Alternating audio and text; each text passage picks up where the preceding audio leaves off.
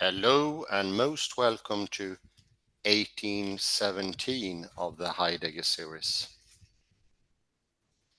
Today we will start with a new article by Warren Goldfarb, Wittgenstein on fixity of meaning.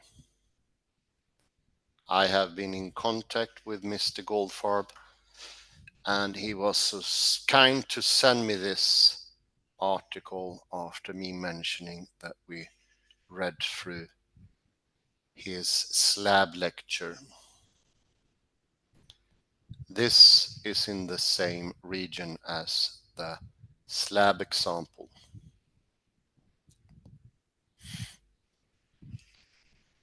And we begin, first time. Leonard Linsky has long urged that Wittgenstein's investigations be read against the backdrop of Frege, Russell, and the early Wittgenstein.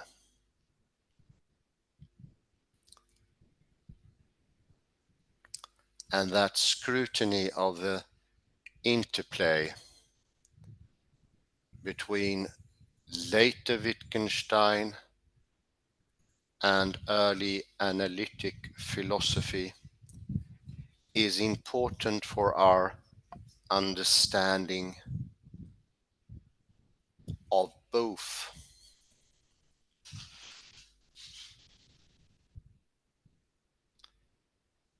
This advice is particularly apt with respect to the first 100-odd sections of the investigations.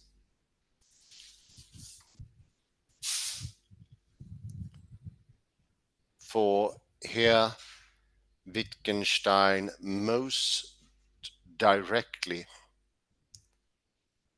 engages themes from the earlier writers.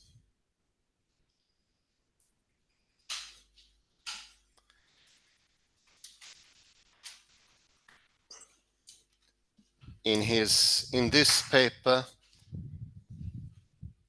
I shall discuss one portion of those opening sections,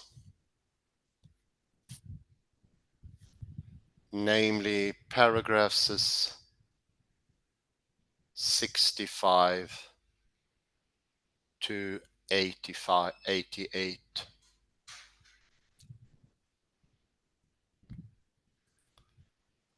I think we can make the text a little bit bigger, 220 maybe, 230.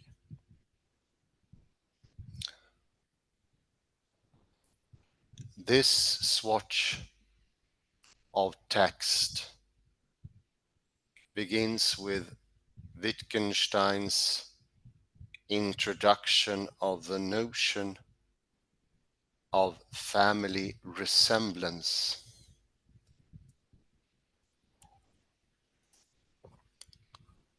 And contains the well-known Moses section,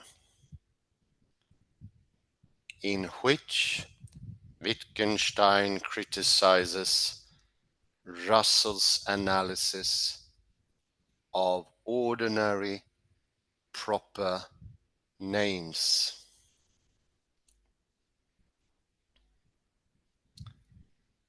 In it, Wittgenstein is treating questions about language and meaning that are far from fully explicit.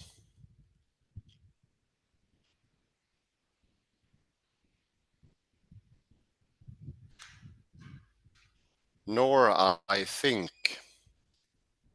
is his procedure at all well understood.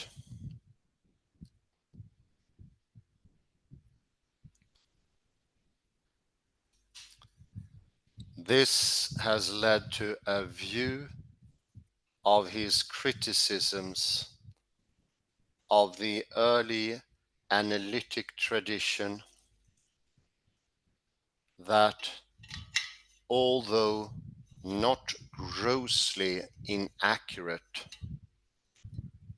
is certainly simplistic.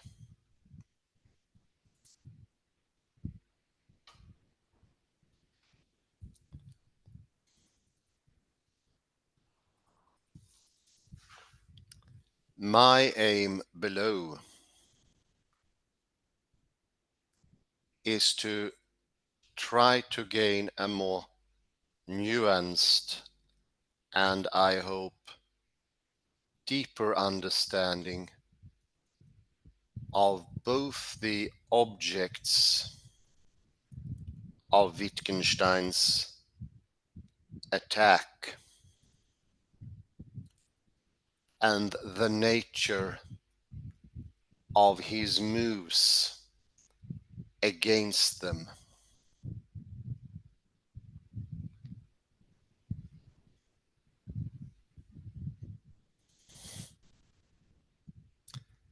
One, family resemblance.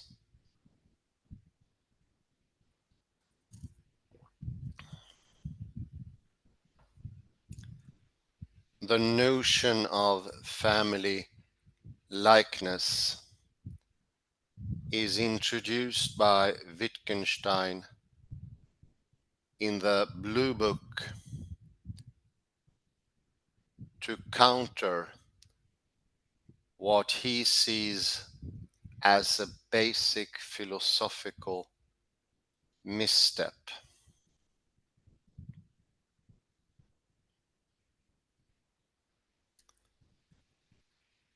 The tendency to look for something in common to all the entities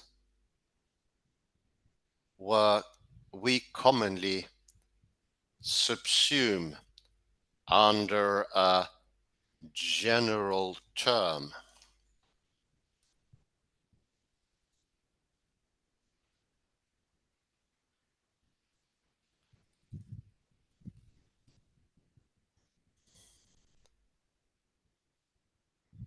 Wittgenstein depicts this tendency as an important component of the craving for generality that is the source of much philosophical error.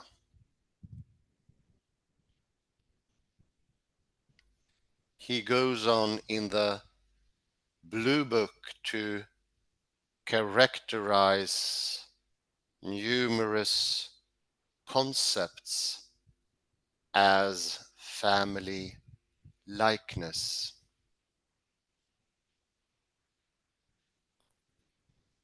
Ability, expectation, understanding, being guided,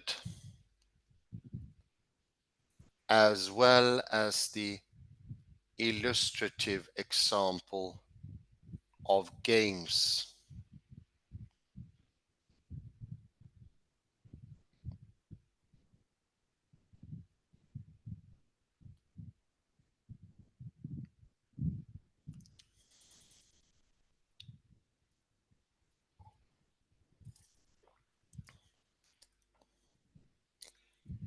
In philosophical investigations, Wittgenstein introduces the notion of family resemblance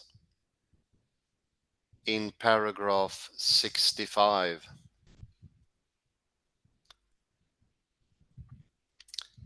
In response to an interlocutory challenge to specify what is common to all languages.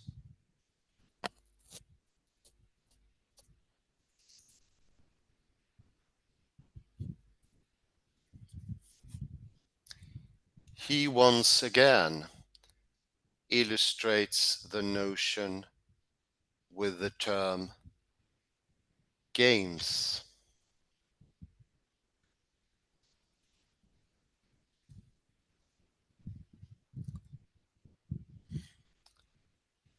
However, it is not often remarked that in the investigations there's little further discussion except with respect to this example,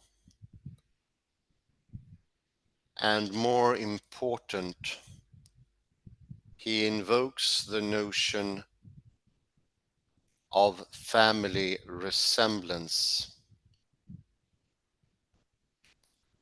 or likeness, far more rarely than in the writing of a few years earlier.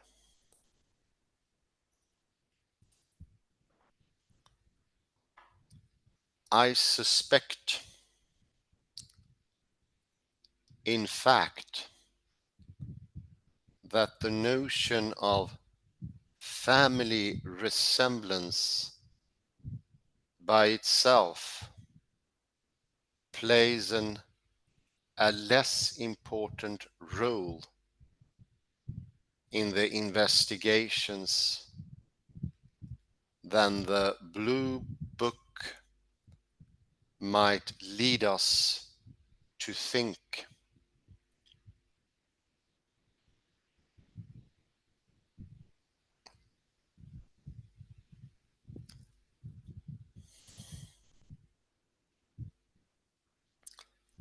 Rather than an antidote to a particular isolatable sort of philosophical error,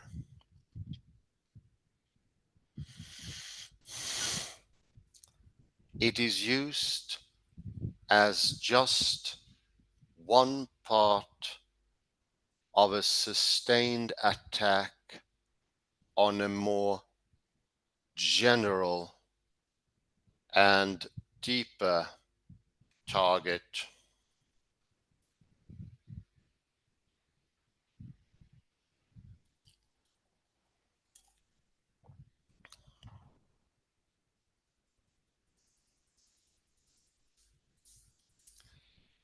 To see this,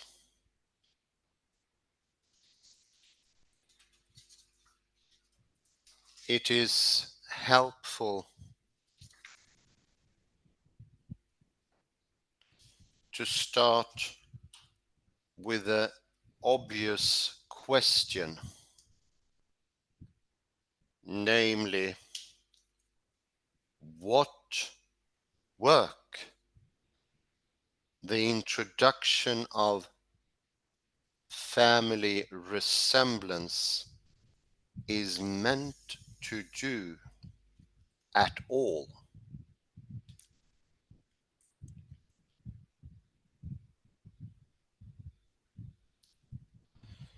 The brevity of Wittgenstein's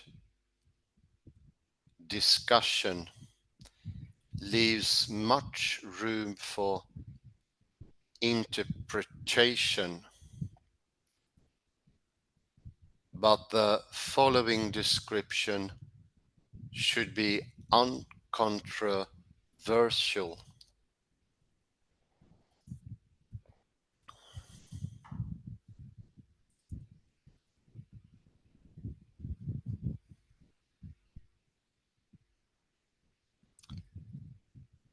Family resemblances are nests of properties, similarities, and relations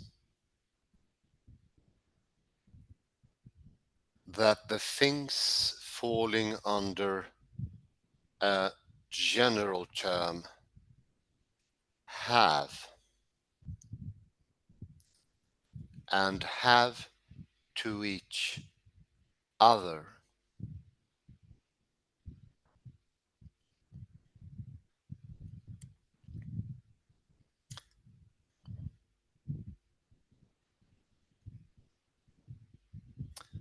They are elaborate and not summarizable networks of features that are exhibited across the range of items to which the term applies.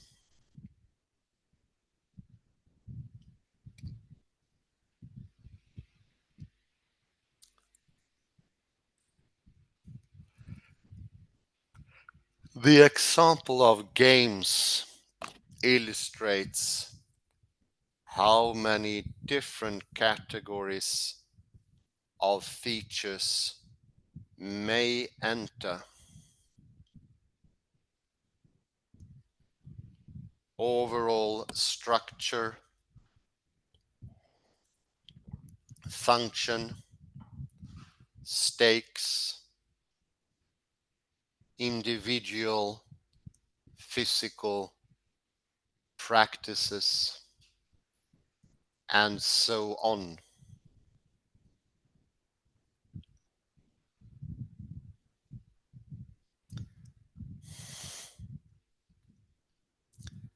This motley of features is not readily surveyable,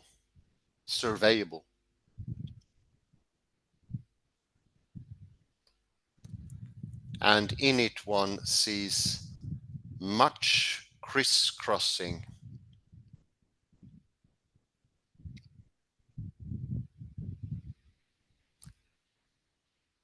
It cannot be done justice by a disjunction of properties or similarity circles or the like.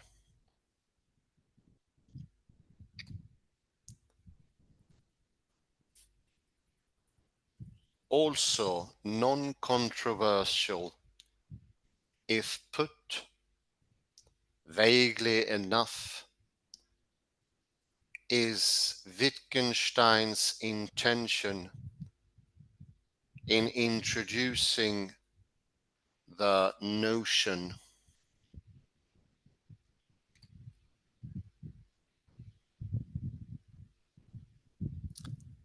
He means it to work against some idea of common property,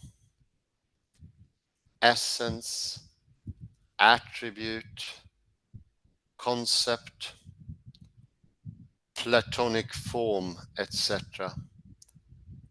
That is that which all objects falling under the general term share.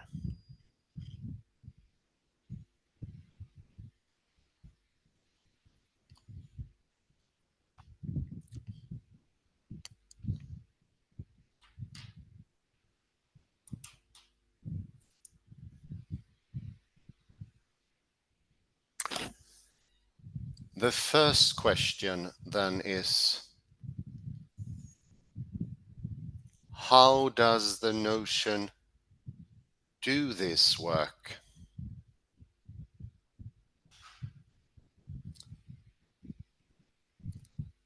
Suppose we accept Wittgenstein's point about games.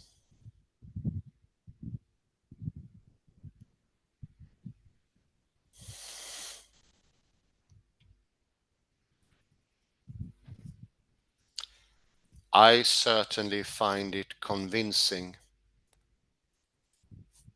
the occasional attempts in the literature to provide a definition of game seem hopelessly inadequate.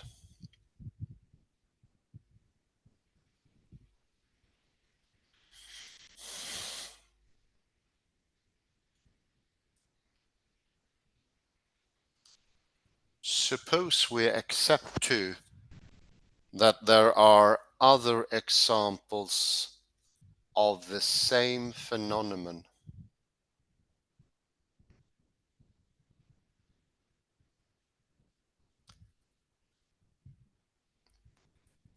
At first blush, the conclusion is that, for at least some general terms, there's nothing characterizable or definable in simpler terms that is common to all items falling under the term.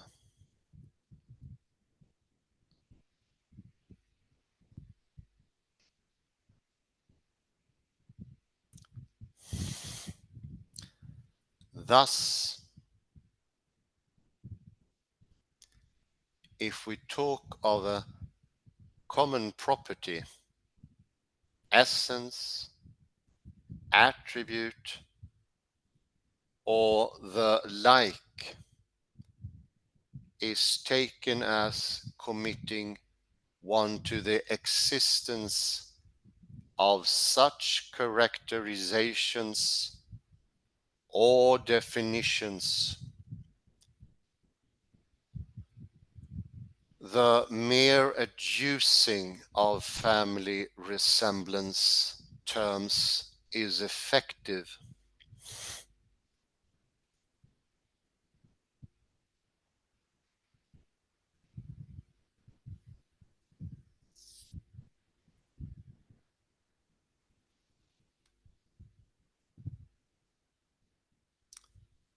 Yet, the position against which this first blush conclusion works is rather special.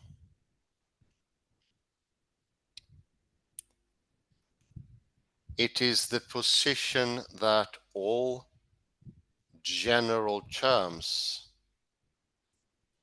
except presumably a few that are the most basic, must be explicitly definable from more basic ones.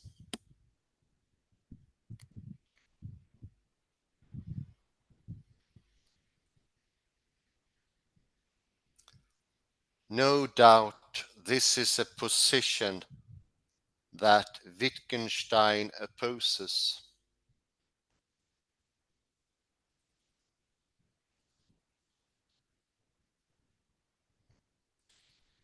But equally clearly, he intends his considerations to be more broadly applicable.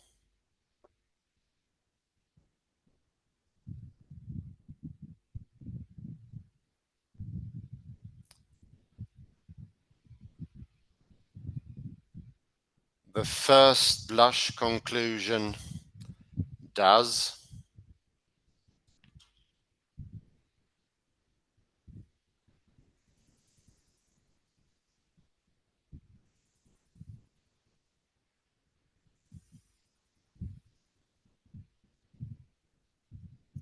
not carry much weight even against the search for the essence of language.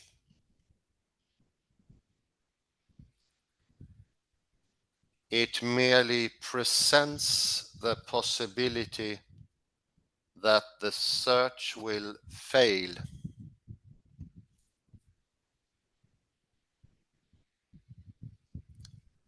Because there's no definable common feature.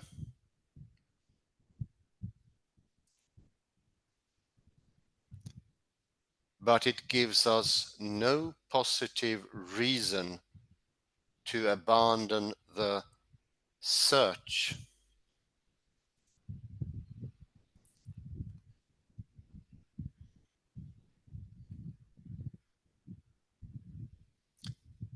Similarly, if the point is taken this way, nothing much is done in characterizing to be able to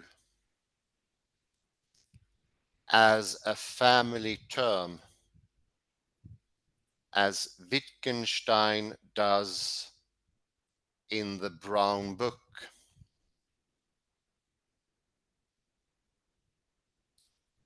Since few would assert that this concept is definable in a simpler vocabulary.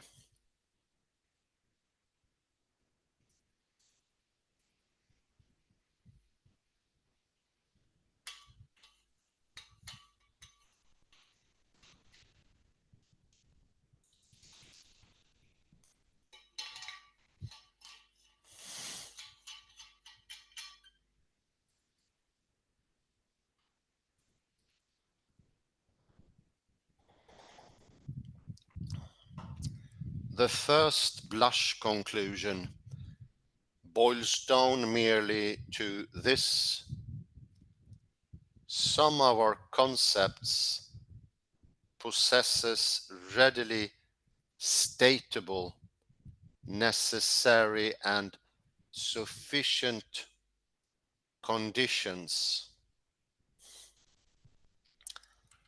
like rectangle and perhaps arthropod, but others do not.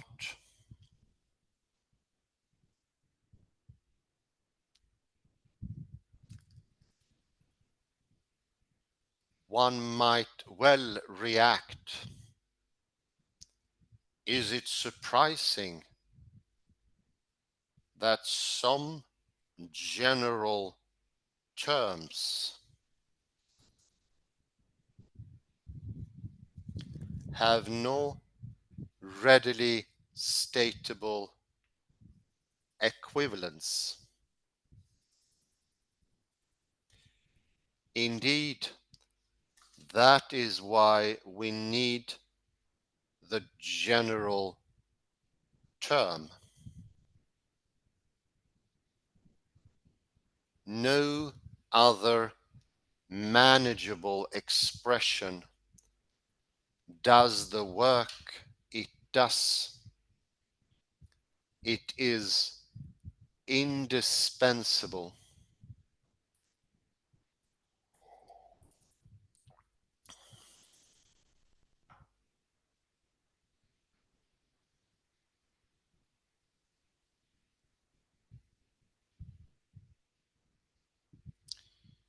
To be sure, a position that maintains there is something in common among all the instances of a general term.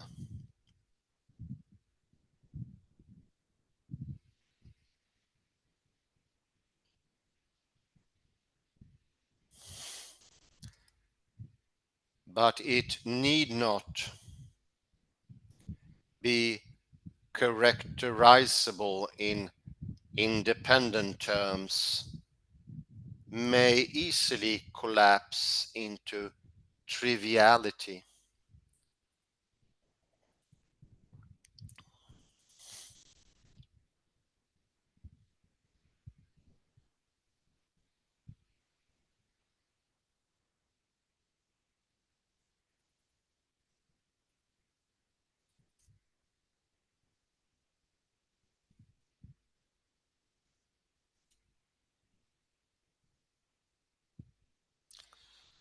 The triviality I have in mind is this: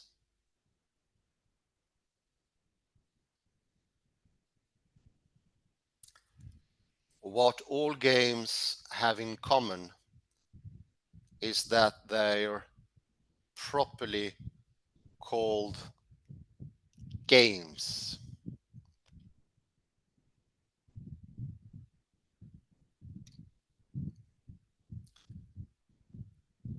Here, of course, having the common property is just a restatement of the fact that the items do fall under the general term.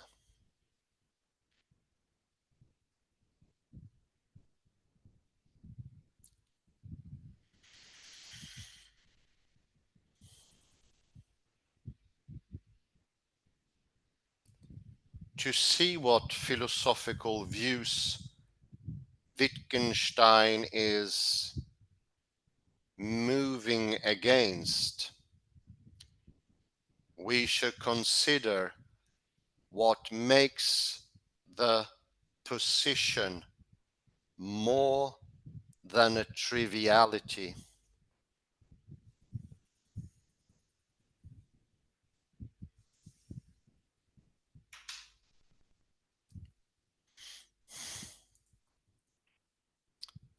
Something is meant to be added in moving from the general term to a notion of common property, essence, attribute, form, or the like.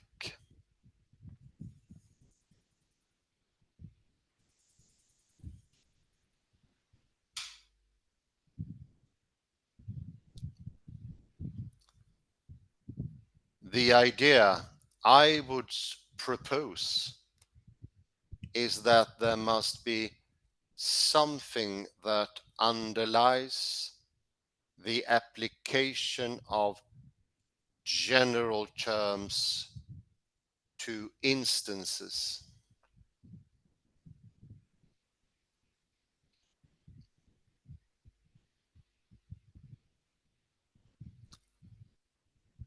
Here we need to get clearer about what is at stake.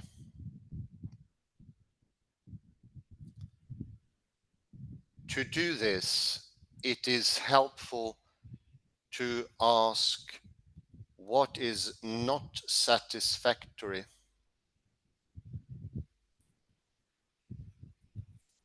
What seems not to be answered.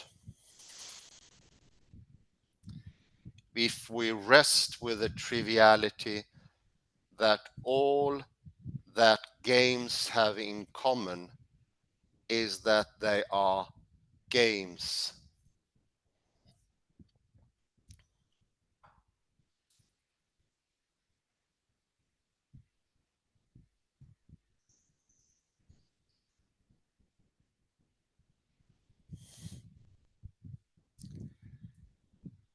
We apply a general term to new instances and deny it of other items.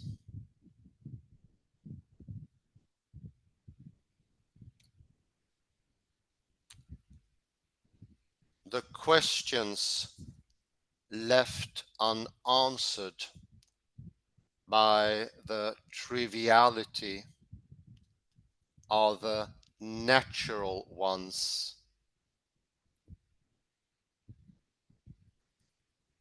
What do we rely on in such ascriptions and denials?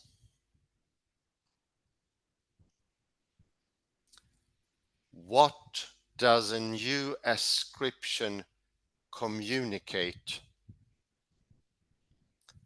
And that would be nice with some more text.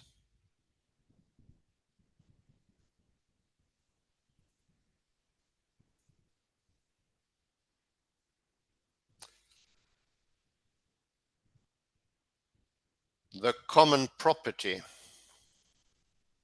essence.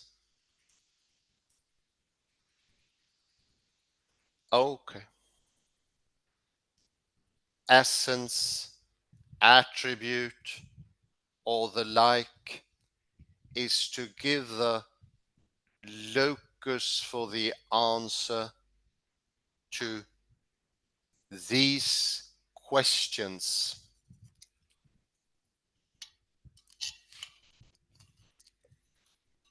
Since it is what the instance has, partakes of, or possesses in virtue of which it is an instance, and hence in virtue of which we ascribe the general term.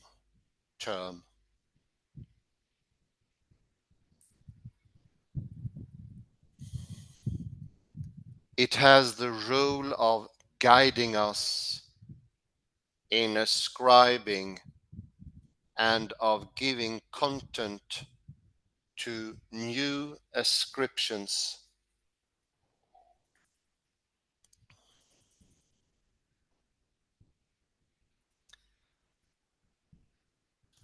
The common property, attribute, etc., thus figures both in our knowledge when we understand the general term and as the standard of correctness for ascription of the term.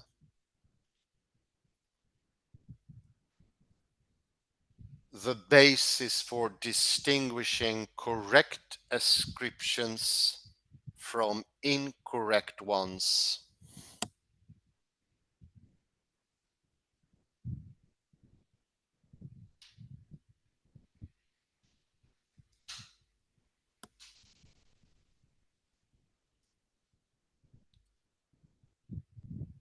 Wittgenstein believes, on my view, that such an in-choate conception of common property, essence, attribute, or the like tends to be adopted as a first step.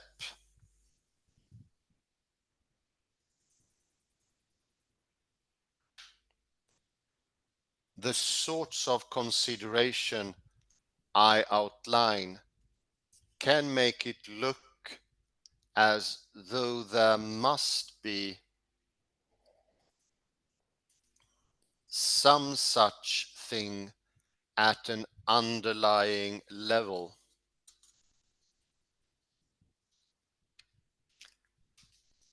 On pain of our ascriptions seeming arbitrary or irrational.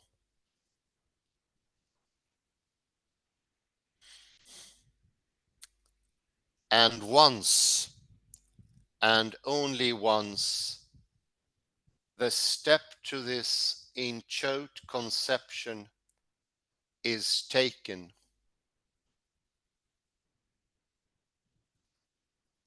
an agenda of further questions is then established.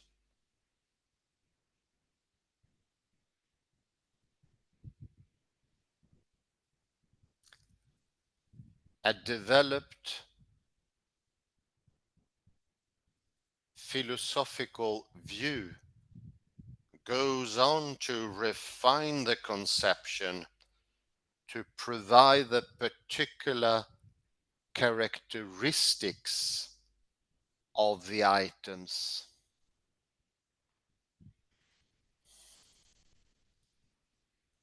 One view might wind up differentiating the various roles, addressing them via separate intentional and extensional aspects, as Frege does.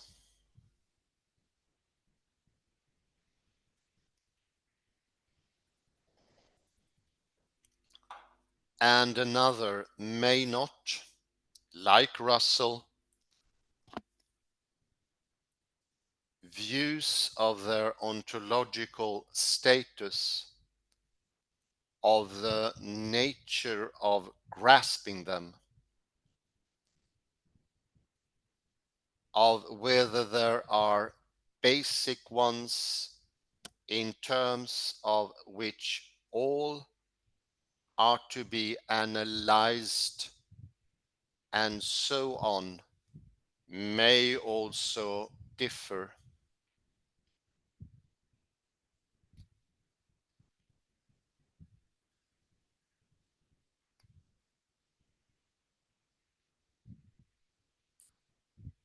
Wittgenstein is not concerned with these developed theories.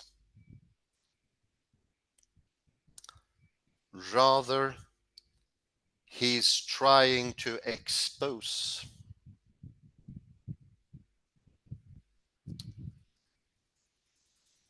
what I call the proto-philosophical level,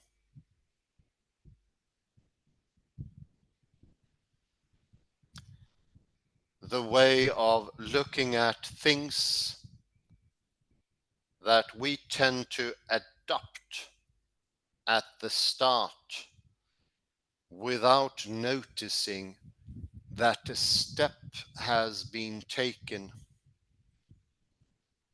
which then functions to establish what questions are to be asked and answered by philosophical theorizing.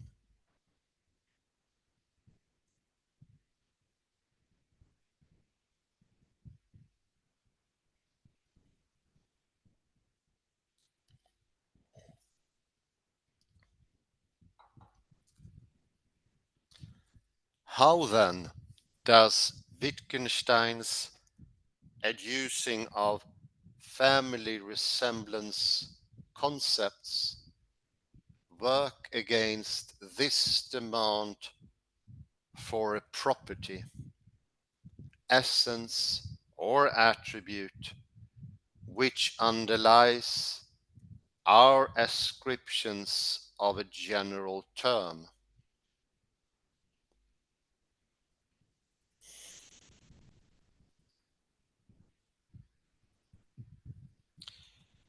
One way is this: adducing family resemblances points up a disparity between the role that the property or essence or attribute is meant to play and our actual proceedings.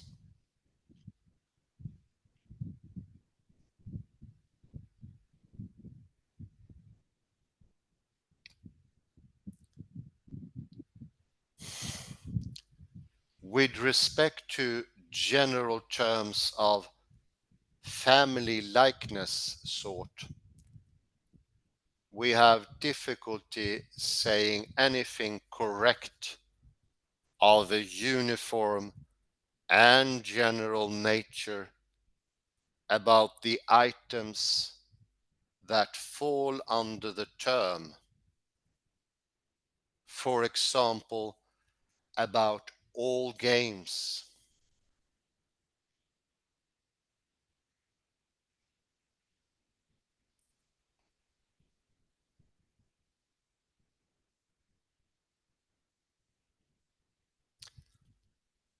In contrast, in particular cases, there are richly textured explanations we would give of why such and such a practice is correctly deemed a game or not.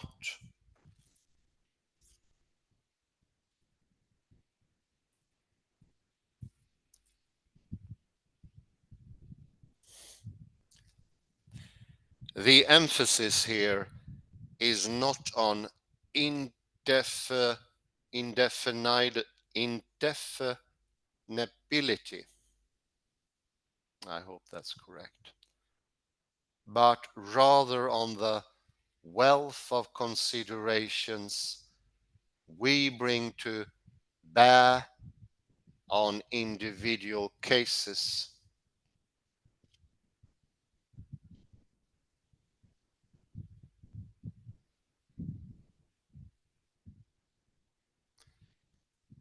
This already suggests that the common property of being a game is not playing the role I described.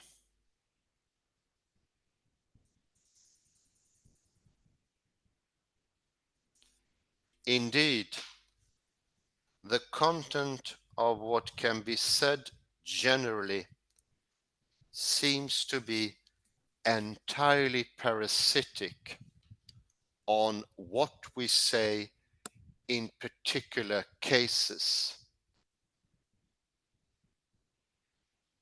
No content is added at the general level. And here's a perfect spot. Yeah, we were simultaneous. Thanks, Kalle. 1817.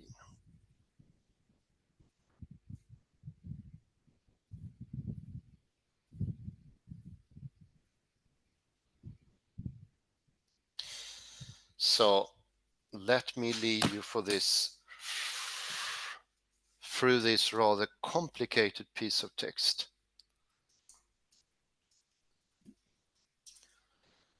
The very short version is to look carefully into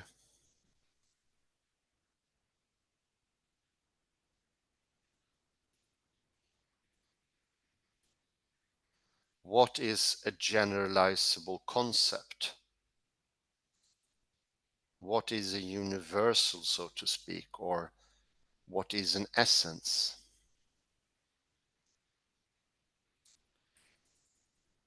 Is or are there anything in the language game that can play that role, or how is that role played?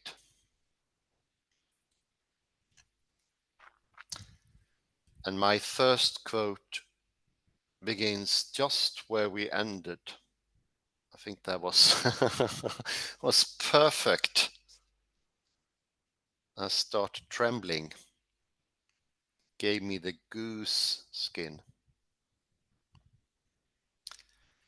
This already suggests that the common property of being a game is not playing the role I described.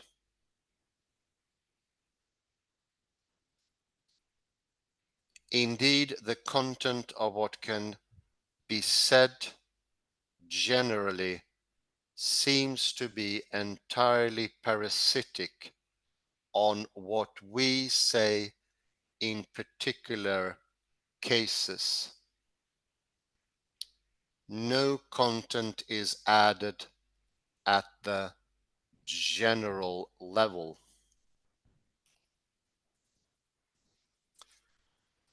So the generality does not play a role in the language game.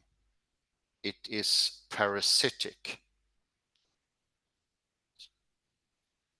So he begins the article here by describing what, if it were to exist, First, how could we describe a generality or a universal or an essence?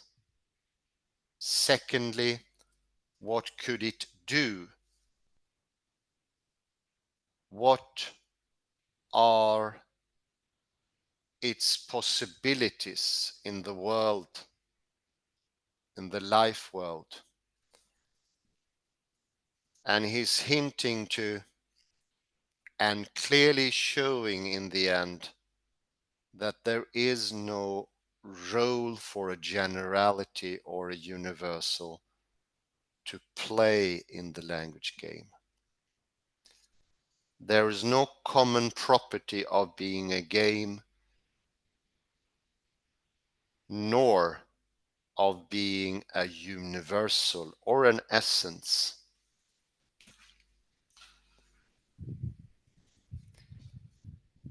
You who have followed in the Wittgenstein lectures, I think you have intuitively suspected this, but not put in open as Goldfarb here did. And it might come a bit surprising to hear it spelled out this way, but it's very, very effective. It's a sure pharmacon or an antidote.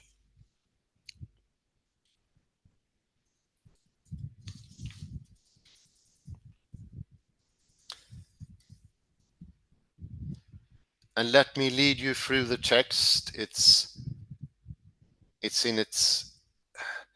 is the first time I really see it so condensed and written out. But the second paragraph, if you can hear me, Kalle, he's suffering from loud noises. The second paragraph on page 76, if you please.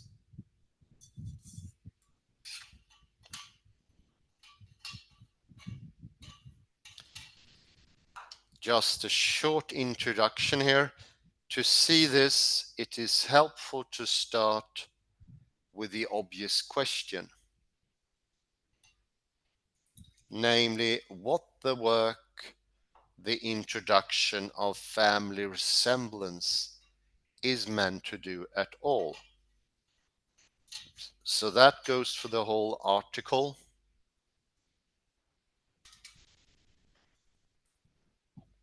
Then we can go to the last paragraph.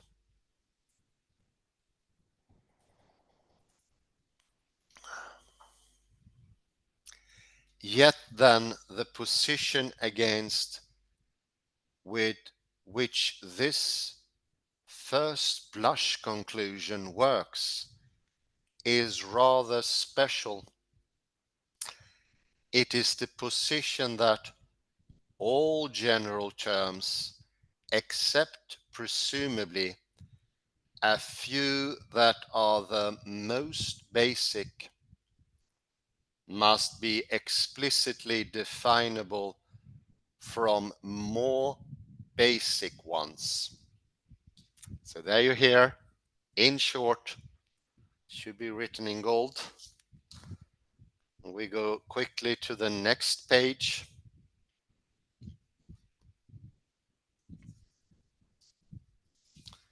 Second paragraph, third line.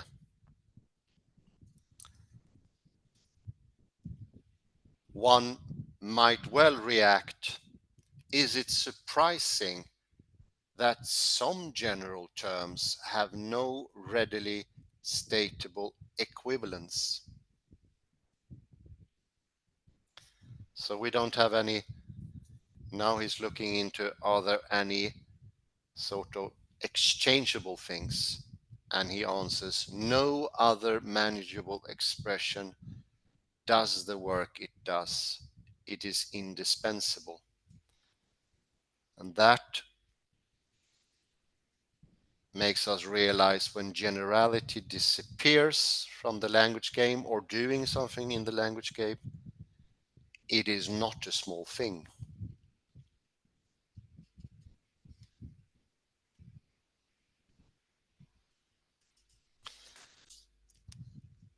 last paragraph on the same page. And previously it was a mention of the notion of common property, essence, attribute, form, or the like. And now he takes hold of this. Wittgenstein believes, on my view, that such an in-choate conception of common property, essence, and attribute, or the likes, tends to be adopted as a first step. And now he recognizes the tendencies and I would say the false need for a universal. Kalle, please come in here if you can hear me. He is suffering from massive disturbances. So let me. I thought it could be useful to look at the etymology of game for the fun of it. Here.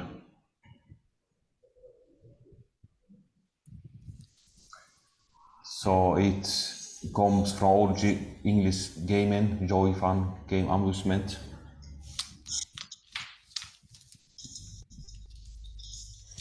What I liked was how Merriam-Webster puts it. Game, Merriam, the dictionary. You see here my favorite definition. Let me see the number 4.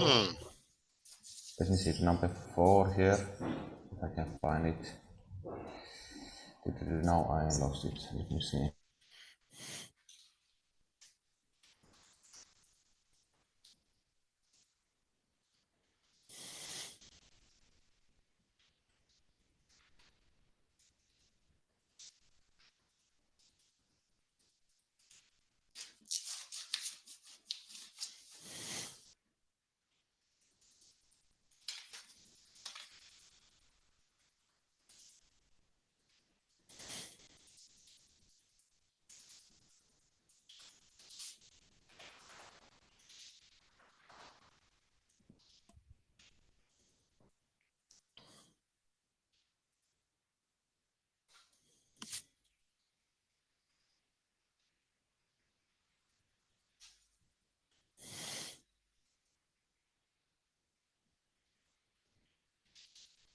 Hello, Kalle.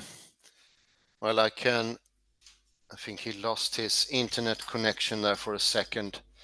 I can just mention that the original word Spiel has, as used by Wittgenstein, has quite an extensive meaning or use in German.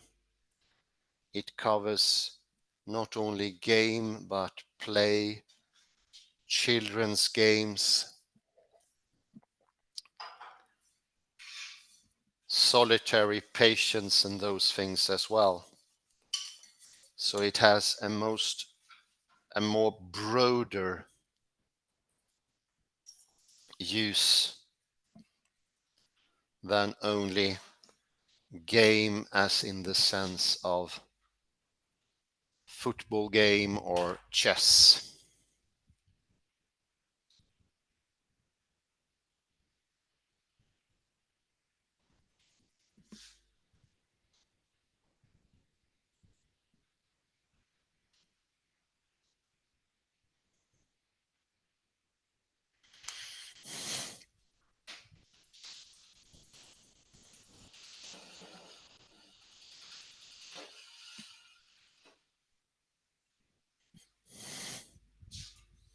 So the first mistake is in the first step.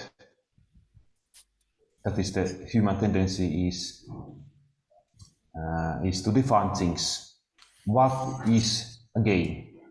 That's what I was doing here myself. What is a game? I'm looking for Yeah, the definition. it was very good. I sort of suspected it. Very good. No, but I wanted to sort of say, take up some uncommon definitions like animals, they can be game. Yeah. But anyhow, so my point is that what is Wittgenstein's point? So he understands game in two ways. So one is we should not ask what is a game, but how does game work, or how does language game work? That is the first question, and not ask what is language game or what is No, a game. exactly. How does game work? And two, the other thing is it's about an attitude. Gaming is about attitude that we have. Being, for instance, playful. Hmm. That is an attitude. And speaking of this, there is a famous book from 1938 called Homo Ludens. Homo Ludens, the human being who plays. Aha. I I think like the word Ludo. Okay, I get it. Wow. English Wikipedia English. I think Wittgenstein must have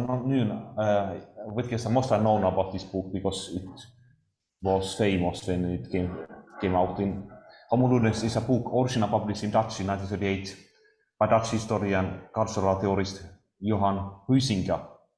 It discusses the importance of the play element of culture and society. The Latin word ludens is the present active participle of the verb ludere, that is to play. Hmm. The playing man. So I think it's in Oh, very good, Kalle. That's fantastic. How do you come up with that? Lovely, lovely. it would be interesting to see the interactions, so to say, between Wittgenstein and Huizinga's work, because it's right in the Wittgenstein's work's active. I want to ask you something, Hans, about on page 4. Kalle, I'm afraid we need to continue on the next time. I need to close the door here.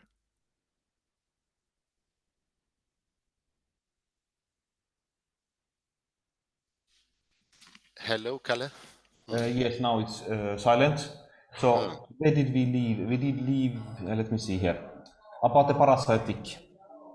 Hmm. So how should we, could you please rephrase this what you said about parasitic? What is parasitic? Is it about essentialism, about what is a game, or Yes, it's about essentialism. It is universalism and essence do not have a role in the game, so to speak, not a proper role. But we need to expand that because I need to leave the room here, I'm afraid. let's leave it there and let's have a playful attitude. Yeah, sounds like a good idea. Thank you very much, Kalle Lundahl. And I stop the recording there. Have a good day, morning, or afternoon, wherever you are. Bye bye.